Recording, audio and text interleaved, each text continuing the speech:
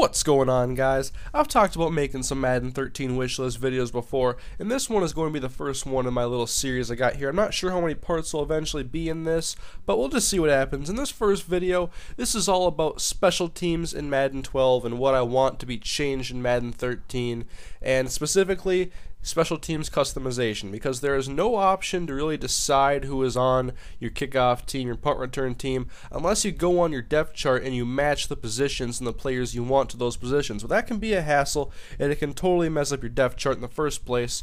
And if you're a guy like me that plays a lot of franchise mode, then you have guys that are really low on the depth chart or possibly not even on the depth chart that aren't getting any playing time. So we'll take a look here at the Minnesota Vikings here. This is just an exhibition game. We got Benny Sapp, Emmanuel Arsenault, Kenny Onatulu. We got Tyrell Johnson, Jasper Brinkley, then the kicker, Ryan Longwell. On the other side, Larry Dean, Kyle Rudolph, which is where I get my first major issue because there's no reason for Kyle Rudolph to be on kickoff team. Then Mistral Raymond, Greg Camarillo, and Marcus Sherrills.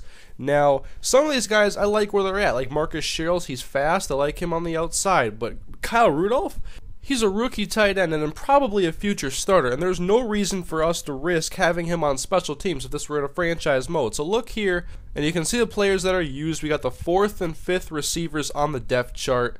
And if I have the option to customize, I put all the linebackers and the backup secondary guys that don't get any playing time just to see if they can get some tackles, especially in franchise mode with the way the progression system works. Like Tyrone McKenzie, replace Jasper Brinkley with him. He's got 83 speed. He'd be much more of a factor, and I wouldn't be risking my backup middle linebacker getting injured.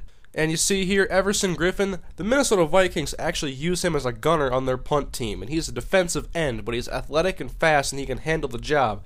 So here's a look at what's comprised of in the kickoff team. You got the 3rd cornerback, the 5th receiver, the 2nd left outside linebacker, 2nd strong safety, 2nd middle linebacker, then your kicker, 2nd right outside linebacker, 2nd tight end, 2nd free safety, 4th receiver, and 4th cornerback.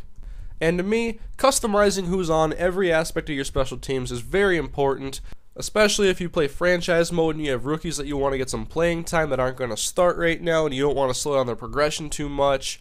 And of course, there's the risk of somebody getting injured on a special teams play that you would rather not have to be in there, but then you have to go around and mess up your whole depth chart to do so. Kickoff return for the Packers, 3rd cornerback, 2nd left outside linebacker, 2nd middle linebacker. Now this is important. 3-4 defenses run with 2 middle linebackers. That means you have a starter on your kickoff return team. That is unacceptable. A starting middle linebacker for the Packers, A.J. Hawk. And it's not worth the injury risk, and they shouldn't be in there in the first place. So now we'll take a look at the punt team, the punt return, and the punt coverage.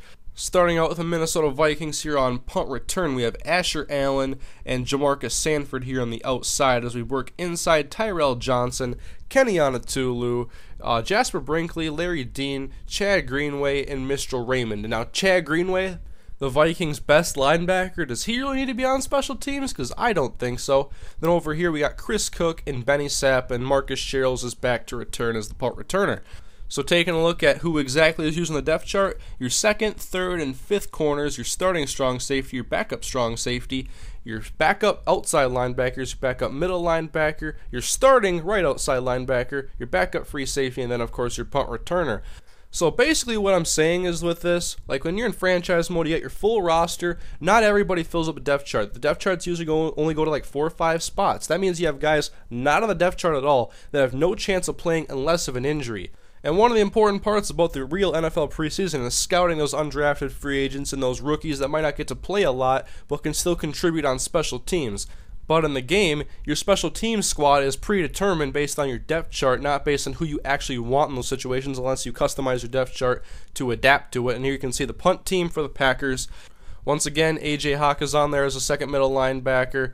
You've got your nickel cornerback, and there needs to be customization. And there is a game that has the customization. Now we're in NCAA Football 12. We're going to take a look at the special teams over on this game now. And what you do is you go to your formation subs, and this is something that needs to be in Madden. Formation subs completely needs to be just copy-pasted over. Because look at the defense. You switch over here, you can choose who you want in any formation.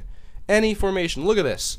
Your punt return, your field goal block, they go in depth here. You can choose who you want. Your first line of defense here on the return team, your second line, and then your returners. It's I mean, this has to be in Madden. I mean, there's no reason for a football sim to not have this feature.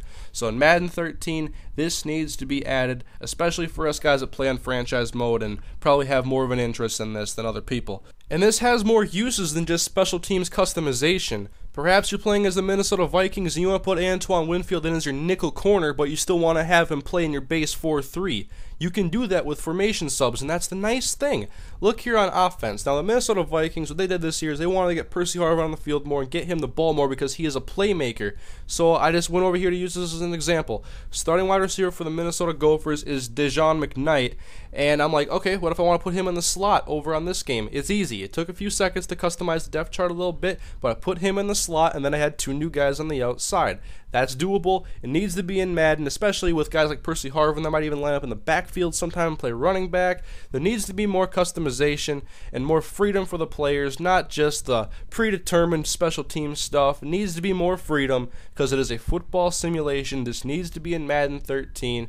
The current system in place on Madden 12 with the depth chart, obviously, and then you can go on your play call screen and do your formation subs there, that is not user-friendly. It has to be on the menu. It's in the main menu during the game on NCAA 12, and I see no reason for it not to be a part of Madden 13. It is an important aspect of football and a football simulation, and so guys, if you support what I'm talking about here, please give the video a thumbs up and share it on Twitter, send it to your friends that play Madden, send it to the Madden developers. I want people to see these videos.